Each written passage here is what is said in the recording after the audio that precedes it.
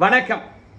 என்ன செய்தியை பார்க்க போறோம்னு கேட்டீங்கன்னா, அடங்காத கூட்டம், அடித்து நொறுக்கப்பட்ட தொண்டர்கள், பாதியிலேயே மூட்டை முடிச்ச கட்டிக்கிட்டு கிளம்பிய திருமாவளவன். நான் எதை பத்தி பேசுறேன்றது உங்களுக்கு நல்லாவே புரியும். உளுந்தூர்பேட்டையில தமிழ் தேசிய மாநாடு போட்டாரு நம்ம அண்ணா தொல் திருமாவளவன். அங்க கட்டுக்கடங்காத கூட்டம். உண்மையாகவே அவரே எதிர்பார்த்திருக்க மாட்டார். ஆனா நான் எதிர்பார்த்தேன், இந்த மாநாட்டுக்கு ஏகப்பட்ட பேர் வர போறாங்க அப்படின்னு சொல்லிவிட்டு மாநாட்டை கிட்டத்தட்ட ஒரு 3 மாசத்துக்கு முன்பாகவே அறிவிச்சிட்டார். அது மட்டும் இல்ல, தவேகாவுடன் கூட்டணி. அதனால தற்குறிகளை பொறுத்த வரைக்கும் தொல் திருமாவளவனுடைய மாநாட்டுக்கு வர போறாங்க, அதுங்க கட்டுக்கடங்க போறதில்ல, கதையை முடிக்க போதுங்க அப்படின்னு சொல்லிட்டு நல்லாவே நினைச்சேன். அது மட்டும் கிடையாது, தமிழ்நாடு முழுவதும் இந்த தமிழ் தேசிய மாநாட்டை பெருசா நடத்தணும் என்பதற்காகவும், ஏன் பெருசா நடத்தணும்னு ஆசைப்பட தெரியுமா உங்களுக்கு? நடந்து முடிந்த சட்டமன்ற தேர்தலில் விசிக தொண்டர்கள் ஒட்டுமொத்தமாக தவேகாவுக்கு போயிட்டாங்க அப்படின்னு ஒரு குற்றச்சாட்டு இருக்குது. அதனால தமிழகம் முழுவதும் போய் ஒவ்வொரு ஒன்றியமாக தமிழ் தேசிய மாநாட்டுக்கு வாங்க அப்படின்னு அழைப்பு விட்டார். அது மட்டும் இல்ல, ஒவ்வொரு ஒன்றியத்திலும் இந்த மாநாட்டை நடத்தி முடிப்பதற்கு கிரவுடு ஃபண்டிங்கையும் கலெக்ஷன் பண்ணார். அதனால இந்த மாநாட்டை பெருசா நடத்தணும் என்று ஆசைப்பட்டவருக்கு எவ்வளவு பவுன்சர்களை போடணும், எவ்வளோ காவல்துறையை இந்த மாநாட்டுக்கு கொடுக்கணும்னு சொல்லிட்டு காவல்துறை கிட்ட அனுமதி பெறணும், எந்த ஒரு திட்டமிடலும் இல்லை. கடந்த காலங்களில் இந்த மாதிரி மாநாடு நடத்திருக்காரு. ஆனா அப்போதெல்லாம் இவ்வளவு கூட்டம் இல்லை. இப்ப செம கூட்டம். நீங்க சொன்னாலும் சொல்லாவிட்டாலும் பயங்கரமான கூட்டம். ஆனா கூட்டம் இருந்தாலும் கடைசியில என்ன நிகழ்வு நடந்தது தெரியுமா? ஒட்டுமொத்த கூட்டமும் முன்னோக்கி வந்துச்சு. அதான் பெரிய பிரச்சனை ஆகி போச்சு. திருமாவளவனை பொறுத்த வரைக்கும் யார் யாரோ ரேம்ப் வாக்கு போறாங்க, நாம ஏன் ரேம்ப் வாக்கு போக கூடாது அப்படின்னு இந்த கூட்டத்திலும் அவருக்கு ஒரு குஜிலி மஸ்து. ஆனா நடந்தது என்ன தெரியுமா? அதை வீடியோவா பார்க்கலாம். ஆனா அதற்கு முன்பாக இது வரைக்கும் நம்ம சேனலை நீங்க சப்ஸ்கிரைப் பண்ணலையோ அப்படின்னா சப்ஸ்கிரைப் பண்ணிக்கங்க, கொஞ்சம் சப்போர்ட் பண்ணுங்க. இப்ப அந்த வீடியோவை பாருங்க. ஆனா ஸ்டாலின் அவர்கள் ரேம்பாக்கு போனாரு, விஜய் அவர்கள் ரேம்பாக்கு போனாரு, உதயநிதி ஸ்டாலின் போனாரு, எடப்பாடி பழனிசாமி போனாரு, அண்ணாமலை போறாரு. எல்லாரும் ரேம்பாக்கு போகின்ற போது நாம ஏன் போகக்கூடாது அப்படின்னு நினைச்சு ரேம்பாக்கு வருகின்றாரு. ஆனால் இங்க இருக்கின்ற கூட்டத்துக்கு தான் நம்ம அண்ணன் தொல் திருமாவளவன் அவர்கள் என்ன அரசியலை சொல்லி கொடுத்திருக்காரு? அடங்க மறு, அத்துமீறு அப்படின்னு சொல்லி கொடுத்திருக்காரு. அதனால தான் விசிக குட்டிகளை பொறுத்த வரைக்கும் ரேம்ப் வாக்குல அண்ணன் மஸ்தா போனோம், கெத்தா போனோம், அவருக்கு எந்த டிஸ்டர்பன்ஸ் இருக்க கூடாது, நாம ரேம்ப் வாக்கு கீழே நின்று துண்டுகளை வீசி எறிவோம், கை தட்டுவோம், வரவேற்போம், வாழ்த்துவோம். அப்படிலாம் இல்லை. அவரு ரேம்ப் வாக்கு போனார்னா அவருக்கு துண்டை தோல்ல போடணும், கை கொடுக்கணும் அப்படின்னு அலப்பற. கடைசியில ரேம்ப் வாக்கு முழுவதும் தொண்டர்கள் ஏறிக்கிட்டாங்க. அது மட்டும் இல்ல, ரேம்ப் வாக்கு போற நம்ம அண்ணனை கீழே தள்ளி மெரிச்சிடுவாங்க போல இருக்குது. அங்க இருக்கக்கூடிய பவுன்சர்கள் பொறுத்த வரைக்கும் இந்த கூட்டத்தை கட்டுக்குள்ள கொண்டு வரவே முடியல. அதனால கடைசியில நாமளே அடிச்சு தும்சம் பண்ணாதான் சரியா இருக்குன்னு சொல்லிட்டு முதுகுல ஓங்கி ஓங்கி அடிக்கிறாரு. வேகமா ஓடி போய் மேடையில ஏறின்னு நினைக்கிறாரு. ஆனா அங்கதான் பெரிய ட்விஸ்டே இருந்தது. என்ன ட்விஸ்ட் தெரியுமா? அந்த வீடியோவை பாருங்களேன். அதாவது மேடையில ஏறவே அவரால் முடியல. ஏன்னா மேடைக்கு படிக்கட்டு வச்சிருப்பாங்கல்ல, அந்த படிக்கட்டு மேலே உட்காந்துக்கிட்டாங்க. அது மட்டும் இல்ல, மேடை முழுவதும் போய் உட்காந்துக்கிட்டாங்க. ஏன்னா நாம் தமிழர் கட்சியெல்லாம் பார்த்துருக்கலாம், மேடை மீது எவன் பேசுறானோ அவன் மட்டும்தான் இருப்பான், மீதி பேர் எல்லாமே கீழே உட்காந்துருப்பாங்க. அதே மாதிரி பாஜகவிலும் சரி, செயற்குழு பொதுக்குழு கூட்டங்கள் நடக்கின்ற போது, இல்ல கட்சி ஆலோசனை கூட்டம் நடக்கின்ற போது பேசுறவங்க மட்டும்தான் மேடையில் இருப்பாங்க, மற்றவங்க எல்லாம் கீழே உட்காந்துருப்பாங்க. அது மோடியே இருந்தாலும் சரி கீழே தான் உட்காந்துருப்பாங்க. யாரு பேசணுமோ அவங்க மட்டும்தான் மேடையில் இருப்பாங்க. அந்த அளவுக்கு கட்டுக்கோப்பா இருக்கும். ஆனா இங்க பேச வேண்டிய ஆளு விழா நாயக, அவரால் மேடைக்கே போக முடியல. ஆனா வந்திருக்கின்ற தொண்டர்கள் ஒட்டுமொத்தமாக மேடை மேல உட்காந்துக்கிட்டாங்க. அவங்கள கீழே இறங்குங்கடான்னு சொல்றது, அடித்து தும்சம் பண்றது, பவுன்சர்கள் தூக்கி தூக்கி வீசி எறிவது எல்லாமே நிகழ்ந்தது. ஆனா கடைசி வரைக்கும் கட்டுக்கோப்பா அவங்கெல்லாம் ஒதுங்கி நிற்கவே இல்லை, வழி விடவும் இல்லை. எப்படியோ ஒரு வழியாக எல்லா தொண்டர்களையும் கீழே தள்ளி விட்டுட்டு நீக்கிட்டு மேடையில போய் நின்று மைக்க பிடிச்சிட்டாரு. அதுக்கப்புறம் தான் பாக்குறாரு வந்திருக்கின்ற கூட்டமானது ஒன்னு ஸ்பீக்கர் மீது ஏறுது. போய் உட்காரு ப்ளீஸ், போய் உட்காருப்பா. இப்ப நீங்க மறைச்சு இருந்தீங்கன்னாக்கா அங்க எவ்வளவு ஆயிரக்கணக்கான பேர் உட்கார்ந்துருக்காங்க. கீழே உட்காருயா, இந்த ரேம்பில் இருக்கணும், கீழே உட்காரு. அப்படியே அப்படியே உட்காருங்க, கொஞ்ச நேரம் உட்காருங்க ப்ளீஸ். முன்னால வரது முயற்சிக்காதீங்க, உட்காருங்க. உட்காரு தம்பி, உட்காருப்பா. ஏய் கருப்பு சட்டை தொண்டரணி, தொண்டரணி உட்காரு, கீழே உட்காரு, கீழே உட்காரு.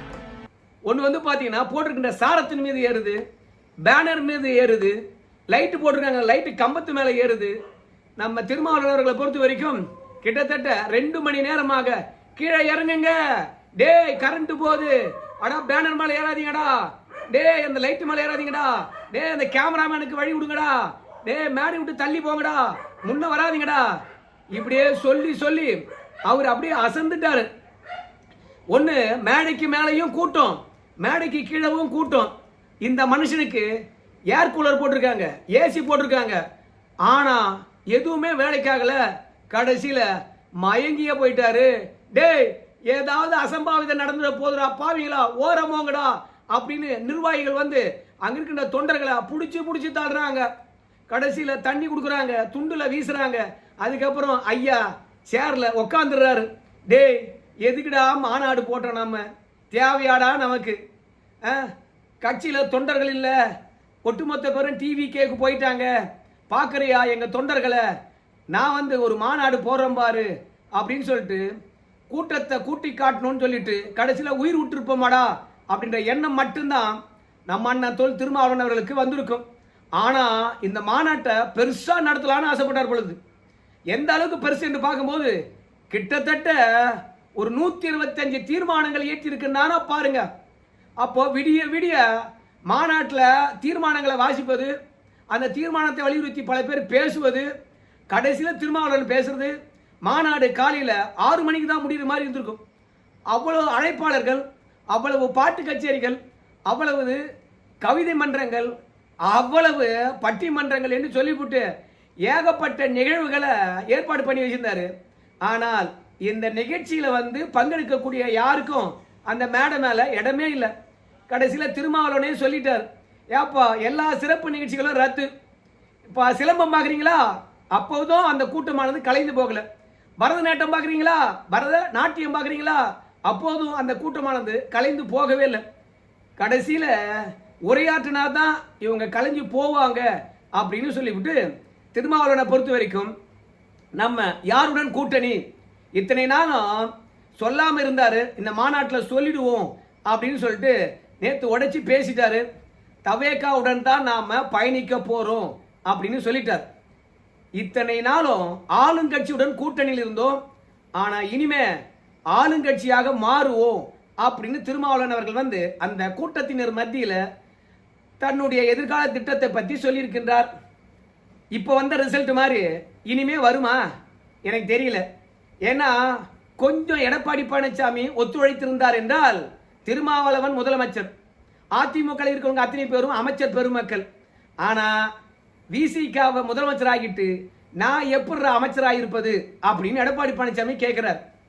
அதனாலதான் இன்னைக்கு திருமாவளவன் அவர்கள் வந்து முதலமைச்சராக ஆகல, தவேகாவுடன் கூட்டணிலையா, ஆனா இனிமே ஆளுங்கட்சி தானா, ஆட்சியை புடிச்சிடுவோம் அப்படிங்கிறார். ஏன்னா ஏற்கனவே வந்த வாய்ப்பு அதிமுக திமுக ஒன்னா சேர்ந்து முதலமைச்சராகணும்னு சொன்னாங்கல்ல, அந்த வாய்ப்பு வராமையா போக போகுது அப்படின்றதுக்காக திமுக ஆளுங்கட்சி கூட்டணி வச்சோம், அதிமுக ஆளுங்கட்சி கூட்டணி வச்சோம், தவேக ஆளுங்கட்சி கூட்டணியில் இருக்கின்றோம், இனிமே நாமளே ஆளுங்கட்சி அப்படின்னு சூள் உரைத்திருக்கின்றார். மீண்டும் ஒரு வாய்ப்பு எப்போ வரும் நமக்கு தெரியல. ஆனா மனுஷன் இந்த மாநாட்டில் ஏகப்பட்ட கஷ்டத்தை பட்டுட்டான், தொண்டர்களை அடக்கவே முடியல, அடிச்சு பார்த்துட்டாரு, மிதிச்சும் பார்த்தாரு, திட்டியும் பார்த்தாரு. ஆனா எதுக்குமே வந்து யாரும் செவிசாய்க்கவே இல்லை. ஆனா கடைசியில இவ்வளவு நெருக்கடிகளுக்கும் மத்தியிலும் நாம என்ன தீர்மானம் ஏற்றிருக்கோம் தெரியுமா அப்படின்னு சொல்லிட்டு முக்கியமா 3 தீர்மானங்களை படிச்சார். ஒன்னு, தமிழ் தேசியத்துக்காக நாம எந்த அளவுக்கு ஆர்வமா இருக்கிறோம், அதே மாதிரி இலங்கையில தமிழர்களுக்கென்று ஒரு தாய் நிலத்தை உருவாக்குவதற்கு நாம எந்த அளவுக்கு உறுதுணையா இருக்க போறோம் அப்படின்றது ஒரு தீர்மானம். இரண்டாவது வந்து பாஜகவுக்கு எதிரான தீர்மானம். மூன்றாவது இந்துத்துவாக்கு எதிராக தீர்மானம். மொத்தத்துல நான் செத்தாலும் பரவாயில்லடா, இந்து மதமோ பிஜேபியோ எனக்கு எப்போதும் பிடிக்காதுடா, அவங்களை ஒழிக்காம விட மாட்டேன்டா அப்படின்னு சொல்ற மாதிரி இவ்வளோ கஷ்டத்திலும் இந்து மதத்துக்கு எதிராக தீர்மானம் ஏற்றிருக்கிறது தெரியுமா அப்படின்னு வந்திருக்கின்ற கூட்டத்துக்கு மத்தியில் அறிவிக்கிறார். எத்தனையோ நல்ல தீர்மானங்கள் இருந்திருக்கும்ல, அதெல்லாம் விட்டுட்டு மிக முக்கியமானதாக கேட்பதும் மிக முக்கியமானதாக வென்றெடுக்க வேண்டியதுமாக அவர் சொல்றது மாநில சுயாட்சி. அதாவது இந்தியா ஒற்றுமையா இருக்கக்கூடாது, மொத்தத்தில் உடச்சிடணும். ரெண்டாவது பாஜகவுக்கு எதிராக, மூன்றாவது இந்து மதத்துக்கு எதிராக. பாஜகவும் இந்து மதமும் இந்த மனுஷனை என்ன பண்ணிச்சுன்னு தெரியல. ஆனா இந்த கூட்டத்தை வச்சுக்கின்னு நீங்க ஆளுங்கட்சி ஆகுன்னு நினைக்கிறீங்க பாருங்க, இனி ஒரு ஜென்மத்தில் அது நடக்க வாய்ப்பே கிடையாது. இன்னும் கொஞ்ச நேரம் விட்டு இருந்தாங்கன்னா உங்களை கொன்னு பதிச்சிருப்பானுங்க. கடைசியில் பவுன்சர்களை பொறுத்த வரைக்கும் நீங்க வந்து பேசுற வழிக்கும் மேடை மேலே சுற்றி உக்காந்துக்கிட்டு தொண்டைகளை ஏற விடவே இல்லை. கடைசியில் மாநாடு ஒரு வழியாக முடிந்தது. அதுக்கப்புறம் இறங்கி போனாரு. இனிமே இந்த கூட்டத்தை பார்த்த பிறகு திருமாவளவனுக்கு 8 தொகுதி இல்லை, கண்டிப்பா 20 தொகுதியாவது கிடைக்கும். அவ்வளோ கூட்டத்தை கூட்டி காட்டி விட்டாரு. இந்த மாநாட்டின் மூலமாக தமிழ் தேசியம் வென்றெடுத்து விடுவாரா எனக்கு தெரியல. என்னை பொறுத்த வரைக்கும் பட்டியலின மக்களை பொறுத்த வரைக்கும் என் பின்னாடி தான் இருக்கிறாங்க. நீங்களாம் வந்து என்ன சொல்லுவீங்க, தவேக்கா போயிட்டேன்னு சொல்லுவீங்க பாத்தியா அப்படின்னு நிரூபிப்பதற்காக தான் இந்த மாநாடு. உள்ளாட்சி தேர்தலாக இருக்கலாம், அடுத்து வருகின்ற நாடாளுமன்ற தேர்தலாக இருக்கலாம், தவேகாவினுடைய முக்கிய சக்தியாக, அதாவது கூட்டணியில் முக்கிய சக்தியாக விசிகா இருக்கணும் அப்படின்றது அவருடைய எண்ணம். அதுக்காக தான் இந்த மாநாடு. நல்லா பார்த்தும் பாப்பா, செம்ம க்ரௌடு. 3 மாதமாக இந்த மாநாட்டுக்காக கஷ்டப்பட்டார் மனுஷன். 3 நிமிஷம் கூட பேசல. கடைசியில் கொள்கைகள் என்ன, கூட்டணி என்ன, எதிர்கால திட்டம் என்ன, அவ்வளோதானுங்க. மொத்தமாக நம்முடைய மாநாட்டுக்கு யார் வாழ்த்து தெரிவித்தாங்க அப்படின்ற அறிவிப்பெல்லாம் வெளியிட்டுட்டு அவர் இறங்கி போயிட்டே இருந்துட்டாரு. இருந்தா அவர் உயிரை யாராலையும் காப்பாற்றிருக்க முடியாது, அவ்வளவு கூட்டங்கள். அதற்கு பிறகுதான் கிளம்பி சென்றாங்க. திருமாவளவன் வந்து கரெக்டாக புரிஞ்சுக்கிட்டார், இங்கவே கட்டுக்கடங்காத கூட்டம் இருக்குது, இன்னும் வெளியே செம கூட்டம் இருக்குது, தேவையில்லாத வம்பு எதுக்கு அப்படின்னு சொல்லி தான் ஓடிட்டாரு. மாநாட்டுக்கு வாழ்த்து தெரிவித்தவர்கள் நம்ம ஜோசப் விஜய் அவர்கள், ரஜினிகாந்த் அவர்கள், தமிழ் தேசிய கூட்டமைப்புகள், சத்யராஜ், ராமராஜ், இப்படி ஏகப்பட்ட பேர் வந்து மாநாட்டுக்கும் அவருடைய பிறந்த நாளுக்கும் வாழ்த்து தெரிவித்திருந்தார்கள். ஒரு அதிசயமாக அன்புமணி ராமதாசுடைய மனைவி சௌமியா அன்புமணி கூட வந்து திருமாவளவன் அவர்களுக்கு பிறந்தநாள் வாழ்த்துக்களும் மாநாடு வெற்றியடைய வாழ்த்துக்களும் தெரிவித்திருக்கின்றார்கள். ஆனா இந்த மாதிரியான ஒரு நட்புணர்வு திருமாவளவன் கிட்ட இருக்குதா அப்படின்னு கேட்டீங்கன்னா சத்தியமா கிடையாதுங்க. ஏன்னா ஏகப்பட்ட தீர்மானங்கள்ல ஒரு தீர்மானம் இன்னும் ஆணவ கொலை பற்றியும் ஆண்ட சாதி பெருமை பேசக்கூடிய, சாதிகளை இழிவா பேசக்கூடியதும் தீர்மானமாக ஏற்றி வச்சிருக்காரு. சத்தியமா சொல்றேன், இந்த மத மாற்றத்தை ஊக்குவிப்பது, இரண்டாவது இந்து மதத்தை அழிப்பேன்னு சொல்றது, இனி ஒரு ஜென்மத்துக்கும் நான் ஆளுங்கட்சியா வருவேன்னு சொல்ற பாரு, நிச்சயமா வர முடியாது. நமக்கு ரேம்ப் வாக்கெல்லாம் வேணாங்க, அடுத்த முறை அதெல்லாம் ட்ரை பண்ணாதீங்க. இந்த முறையாவது எவனோ ஒருத்த துண்டு போறன்னு சொல்லிட்டு குறுக்க வந்தான், 4 பேர் அடிச்சு துரத்திட்டோம். ஆனால் அடுத்த முறை கீழே தள்ளி மிதிச்சிட்டுவான்.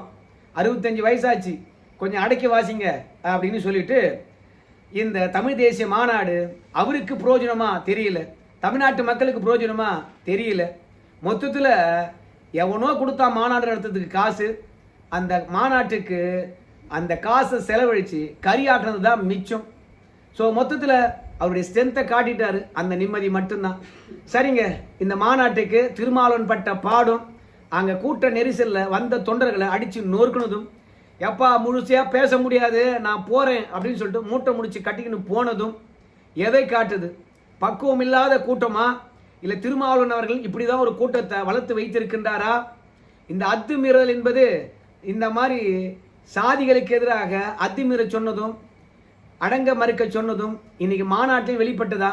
சொல்லுங்க. இந்த கூட்டம் திருந்த வாய்ப்பு இருக்குதா? சொல்லுங்க. அரசியலை சரியா கத்து கொடுத்துருக்கிறாரா? சொல்லுங்க. நன்றி நண்பர்களே.